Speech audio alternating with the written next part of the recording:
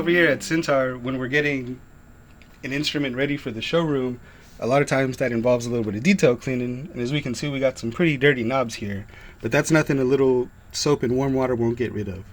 What I have here is a little plastic lever that I actually got from a cell phone repair kit. It was super cheap. I think the whole kit was maybe $10 and has a lot of really useful tools.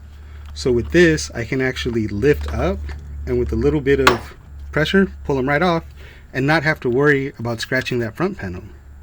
Now sometimes there'll be a different style of knob which actually has a set screw, and this you'll need an Allen wrench to get off. If you're ever pulling on a knob and it's requiring more force than you feel like it should, or you feel like you're going to break something, just stop and reassess, because it very well may be a set screw.